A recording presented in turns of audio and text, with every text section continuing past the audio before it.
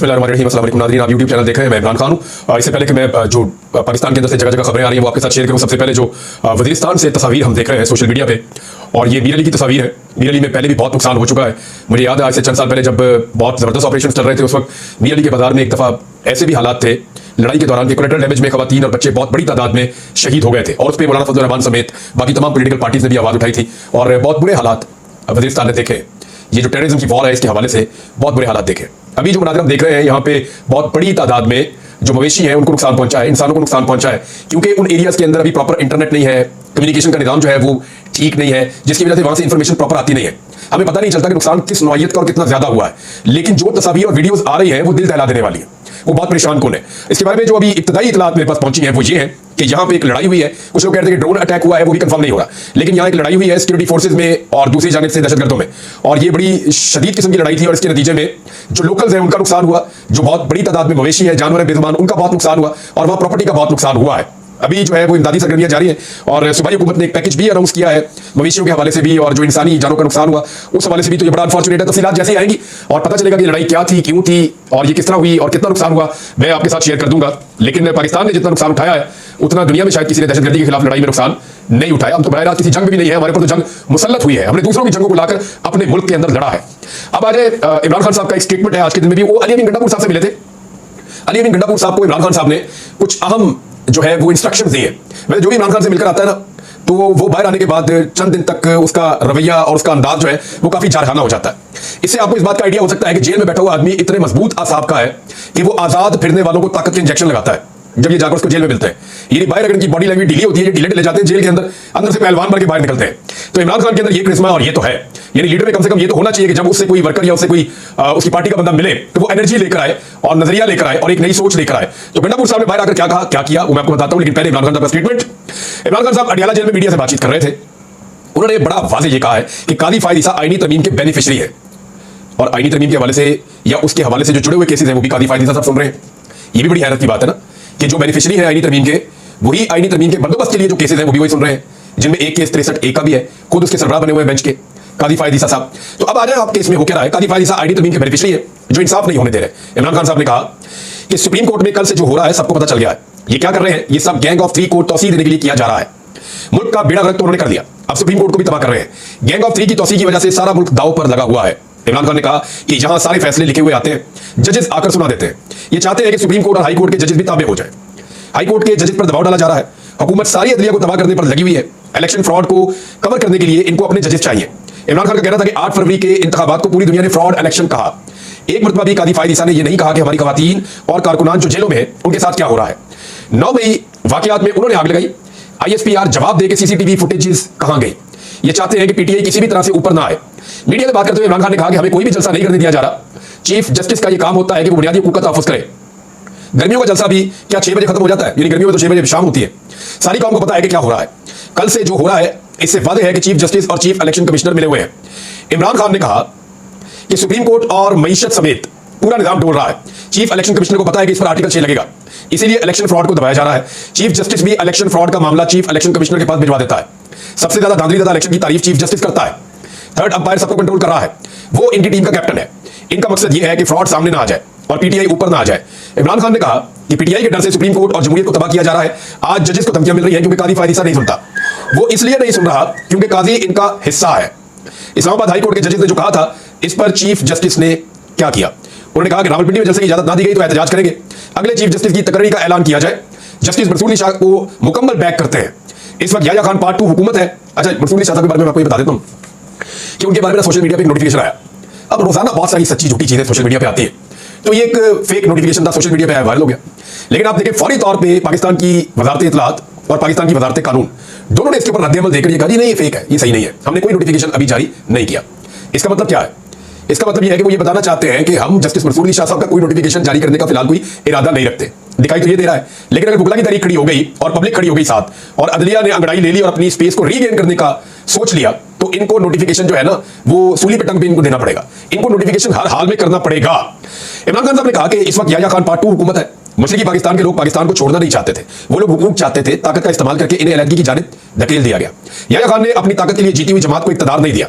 इमरान खान ने मजीद कहा कि आईनी अदालत का मकसद सुप्रीम कोर्ट के चीफ जस्टिस की पावर को खत्म करना है। ये बहुत इंपॉर्टेंट नुकता है। मैंने कल भी आपको कहा था कि चीफ जस्टिस सुप्रीम कोर्ट जो है वो बिल्कुल फारिग हो जाएंगे, टुथलेस, उनका कोई काम नहीं होगा। सारी ताकत आईनी अदालत के पास चली जाएगी और जूनियर जजेस उस ताकत को एंजॉय करेंगे और सीनियर जजेस क्या उनके माथे आ जाएंगे। ये बड़ा सीरियस इशू उठने वाला है। आईनी अदालत का मकसद सुप्रीम कोर्ट के चीफ जस्टिस की पावर खत्म करना है। इमरान खान ने कहा सुप्रीम कोर्ट के चीफ जस्टिस की पावर को खत्म करके कादी फायद ईसा को आईनी कोर्ट में बिठाना चाहते हैं। कादी फायद ईसा आईनी तरमीम के बेनिफिशियरी हैं। कादी फायद ईसा इंसाफ होने नहीं दे रहे, उन्होंने हमारा इंतखाबी निशान तक ले लिया था। अभी पाकिस्तान तहरीक इंसाफ के और कुछ और सेनेटर्स के नाम आ रहे हैं कि वो जैसे ही 63A के ऊपर कादी फायद ईसा साहब देखें, गौर करें आप, 63A में क्या है ये आपने याद रखना है कि कोई भी पॉलिटिकल पार्टी का जो मेंबर है वो अपनी पार्टी की मर्जी के खिलाफ लोटा बन के या फ्लोर क्रॉसिंग करके वोट नहीं डाल सकता। ये आईने पाकिस्तान में लिखा हुआ है। अगर वो वोट डालेगा उसकी सीट भी चली जाएगी और वोट गिनती में भी नहीं आएगा। ये सुप्रीम कोर्ट ने उसकी तशरीह की हुई है। अब ये सुप्रीम कोर्ट से दोबारा तशरीह करवाना चाहते हैं आर्टिकल 63A के हवाले से। कादी साहब ने अपनी सरबराही में एक बेंच बना लिया है। 30 सितंबर को वो ये केस सुनने जा रहे हैं। अगर 30 सितंबर को ये केस सुना जाता है और हुकूमत के हक में फैसला आता है तो फिर पाकिस्तान तहरीक इंसाफ के, वो फजल रहमान साहब के हों, किसी भी अपोजिशन जमात के हों, तमाम मेंबर्स के पास ये काबिलियत आ जाएगी कि वो वोट डाले और उनका वोट गिना भी जाएगा। यानी फ्लोर क्रॉसिंग, हॉर्स ट्रेडिंग ये जायज हो जाएगी। आज बिलावल फ्लोर क्रॉसिंग के ऊपर बड़ा रोला डाल रहे हैं। हालांकि उनकी वालिदा बेनजीर भुट्टो इसके बहुत खिलाफ थी और उनके साथ बड़ी ज्यादती की थी। आपको याद होगा नवाज शरीफ ने जब छंगा मंगा में ले जाकर अरकान असेंबली को छुपा दिया था और उनसे फिर फ्लोर क्रॉसिंग करवा दी थी और बेनजीर भुट्टो के खिलाफ साजिश की थी। आज बिलावल उसी नवाज शरीफ का साथ देकर और आसिफ जरदारी उसी नवाज शरीफ का साथ देकर जैसी ज्यादती नवाज शरीफ ने बेनजीर के साथ की थी वही ज्यादती इस वक्त पाकिस्तान के साथ दोबारा करना चाहते हैं। तो ये इन्होंने सीखा है सियासत के अंदर। तो फ्लोर क्रॉसिंग जो है वो ये इसकी कोशिश की जाएगी। एक और चीज जो अलीमा खान साहबा ने कही और वो बहुत इंपॉर्टेंट है, उन्होंने बड़ा सिंप्लीफाई कर दिया सारे मामले को। ये आईनी तरमीम हो क्यों रही है, उन्होंने सादा सादा कहा कि आईनी तरमीम इसलिए हो रही है कि 9 मई और 8 फरवरी के जो असल मुजरिम है उन्हें बचाया जा सके और तौसीह दी जा सके। ये आप जुमले पे गौर कर लें, इसके अंदर पूरी कहानी है, इससे ज्यादा बोलने की जरूरत भी नहीं है। उन्होंने कहा जी कि 9 मई और 8 फरवरी के असल मुजरिमों को तौसीह देने के लिए ये की जा रही है आईनी तरमीम।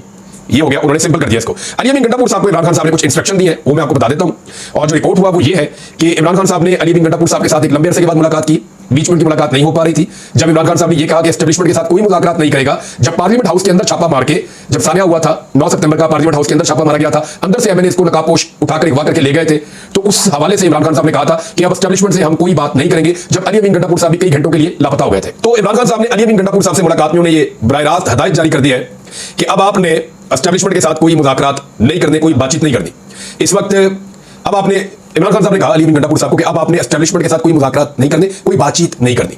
ज़राए के मुताबिक इमरान खान साहब ने कहा कि इस वक्त एहतजाजी तहरीक के अलावा कोई दूसरा रास्ता मौजूद नहीं है। चाहे खैबर पख्तूनख्वा में हुकूमत खत्म हो जाए, चाहे खैबर पख्तूनख्वा में ये गवर्नर राज लगा दे, कश्तियां जलाकर आए, आईनी तरमीम के खिलाफ एहतजाजी तहरीक को लीड करना है। अली अमीन गंडापुर के कंधों पे बहुत भारी जिम्मेदारी इमरान खान साहब ने डाल दी है। इमरान खान साहब ने पहले अली अमीन गंडापुर का नाम दिया था कि एस्टेब्लिशमेंट से अगर मुज़ाकरात होंगे तो अली अमीन गंडापुर लीड करेंगे। अब वो ये कह रहे हैं मुज़ाकरात कोई नहीं, तहरीक चलाओ फुल दबा के, और जो तहरीक चलानी है उसमें अली अमीन गंडापुर ही लीड करेंगे और बहुत भारी जिम्मेदारी उनके कंधों पर डाली है। पाकिस्तानियों की जिम्मेदारी है, हर पाकिस्तानी की। अगर आईन में तरमीम हो जाती है और पाकिस्तान की अदलिया को यरगमाल बना लिया जाता है तो पाकिस्तान में फिर इंसाफ नाम की कोई चीज नहीं होगी।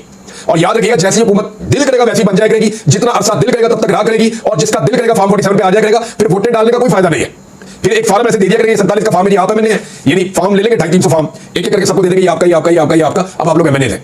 जब इलेक्शन हो जाएगा उसके बाद ये आपने फॉर्म दिखा देना, इलेक्शन कमीशन आपका नोटिफिकेशन कर देगा। ये इस तरह पाकिस्तान में इलेक्शन हो जाएगा अगर अदालत को यरगमाल बना लिया गया, तो जिसकी ये कोशिश कर रहे हैं। कादी फायद साहब का एक स्टेटमेंट है और ये बड़ा इंपॉर्टेंट स्टेटमेंट है, क्योंकि कादी फायद साहब एक नया काम कर रहे हैं, वो मैं आपके सामने इसलिए रखना चाहता हूं कि इसके असरात होंगे आने वाले वक्त में। कादी साहब ने कहा, क्योंकि बलूचिस्तान के एक हल्के का वो केस सुन रहे हैं, लेकिन उन्होंने जो जुमला बोला, उन्होंने कहा कि वोटों की दोबारा गिनती पर फॉर्म 45, फॉर्म 47 को हतमी तायुन नहीं कहा जा सकता। अब ये तो कादी साहब ने सारा काम ही खराब कर दिया। एक दफा फिर आपको बताता हूं, फॉर्म 47 वो फॉर्म होता है जो हर पोलिंग स्टेशन से हर उम्मीदवार को मिलता है। यानी एक उम्मीदवार ने एक कौमी असेंबली के हल्के से इलेक्शन लड़ा या सूबाई असेंबली से, वहां हर पोलिंग स्टेशन से उसका पोलिंग एजेंट एक फॉर्म 45 लेकर आता है, जिसपे वोटों की गिनती करके तसल्ली करके, दो दफा गिनती होती है, तसल्ली करके 2 दफा 3 दफा 4 दफा गिनती करके तसल्ली करके लिख देते हैं जी इस उम्मीदवार के इतने वोट है, इतने वोट है, इतने वोट है, इतने वोट है, इतने वोट है, ये लिख देते हैं कि तमाम उम्मीदवारों के वोटों की फहरिस्त आ जाती है, ये फॉर्म 45 है। और रात के आखिरी पहर जब सारे फॉर्म 45 इकट्ठे हो जाते हैं तो उनकी गिनती को एक और फॉर्म के ऊपर शिफ्ट किया जाता है, फॉर्म 47 कहते हैं। तो हुआ यह कि फॉर्म 45 के मुताबिक तहरीक इंसाफ के उम्मीदवार पूरे पाकिस्तान में जीत रहे थे, 180 नशिस्तें वो जीत रहे थे, यानी बगैर मखसूस नशिस्तों के वो सादा अक्सरियत हासिल कर चुके थे। ये पाकिस्तान तहरीक इंसाफ की कामयाबी का रेशो था पाकिस्तान में। लेकिन फिर जाली फॉर्म 47 जारी कर दिए गए जो फॉर्म 45 से मैच नहीं करते। हुकूमत पूरा जोर लगाकर फॉर्म 45 और फॉर्म 47 के रोले से नहीं निकल सकी, क्योंकि हर पाकिस्तानी को समझ आ गया कि वो क्या रहा है। और पाकिस्तान तहरीक इंसाफ के उम्मीदवारों ने बड़ी कामयाबी और बड़ी मेहनत से असली फॉर्म 45 हासिल किए थे, ताकि जब ट्रिब्यूनल बनेंगे, अदालतों में जाएंगे, उनको उनकी सीटें वापस मिल जाएगी। अब 2 डकैतियां हो रही है, एक ट्रिब्यूनल अपनी मर्जी के लगाए जा रहे हैं, जज अपनी मर्जी के लगाए जा रहे हैं ताकि इंसाफ ना हो सके, दूसरा जाली फॉर्म 47 को जस्टिफाई करने की कोशिश की जा रही है। और इसी तरह कादी फायद साहब कह रहे हैं फॉर्म 45 क्या है तो फॉर्म 47 क्या है। एक्चुअली ये होना नहीं है। इस कौम को समझ आ गई है कि फॉर्म 45 की हुकूमत किसकी बनी थी और जाली फॉर्म 47 के ऊपर हुकूमत किसकी बनाई गई है। नाज़रीन, शहबाज शरीफ साहब अमेरिका में खुल के फिर भी नहीं पा रहे और उनको जिस होटल में ठहराया गया है वो महंगा तरीन होटल है। यानी इमरान खान साहब जब अमेरिका गए थे तो उसके खर्चे के साथ अभी मुवाजना होगा।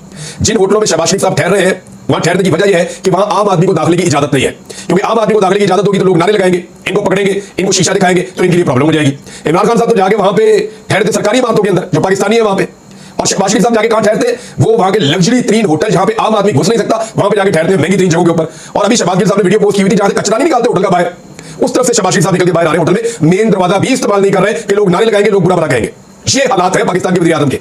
और जो वहां वज़ीर खारजा ने तकरीर की मैं अगले वीडियो में आपको बताऊंगा, यानी उसके अंदर कोई जज्बात ही नहीं थे, ऐसा लग रहा था कि रोबोट खड़ा होकर बोल रहा है और ये डेलिबरेटली था। पाकिस्तान में तो नारे लगाते हैं इंज हो गया उंज हो गया, फौज को गालियां दिलवा दो, सियासतदानों को गालियां दिलवा दो, तो बड़े जबरदस्त तरीके से ये इदारों को और सियासतदानों को और जजों को गालियां देते हैं, बेहतरीन तरीके से यहाँ पे इनके जज्बात निकलते हैं। लेकिन जब बात हो फलस्तीन की तो स्टीरियोटाइप अल्फाज का इस्तेमाल और बिल्कुल ऐसे जैसे एक रोबोट है वो खड़ा होकर पढ़ रहा है जिसमें जज्बात है ही नहीं। ये जनाब ख्वाजा आसिफ साहब जी पाकिस्तान को तोहफे के तौर पर वजीर दिए गए, वजीर दिफा। नाज़रीन, इरफान सिद्दीकी साहब ने एक स्टेटमेंट दिया है, पहले आपको स्टेटमेंट पढ़ के सुनाता हूं, फिर मैं आपको हकायक बताता हूं। यानी ये सहाफत करते रहे हैं, कॉलम लिखते रहे हैं, एक सेनेटर है लेकिन इनको फैक्ट्स का आइडिया नहीं है। आज तालिब इल्म जो है पाकिस्तान में सहाफत का या सियासत का या वकालत का, वो सब जानते हैं कि ये झूठ है और सब जानते हैं कि एक्चुअली हकीकत है क्या। अब लोगों को गुमराह नहीं कर सकते। इरफान सिद्दीकी साहब फरमाते हैं कि अदलिया कभी माशाअल्लाह के सामने खड़ी नहीं हुई और आईनी तरमीम पर शोर मचा हुआ है, ये इरफान सिद्दीकी साहब ने कहा। नवाज शरीफ साहब ने ना, एक रिटायर्ड जज साहब थे जिनका नाम था सईदुद्दौला सिद्दीकी साहब, उन्हें उनके स्टांस के ऊपर खड़े होने के ऊपर डट जाने की वजह से सदर पाकिस्तान का इलेक्शन लड़वाया था। अगर अदलिया खड़ी ना होती, वकला खड़े ना होते, तो इरफान सिद्दीकी साहब आप याद कीजिए कि आप तो बाहर निकलने के काबिल नहीं थे, आप तो पाकिस्तान वापस आने के काबिल नहीं थे। ये तो वकला ने और अदलिया ने तहरीक चलाई जिसके पीछे छुप कर आपने अपने अज़ाइम पूरे किए।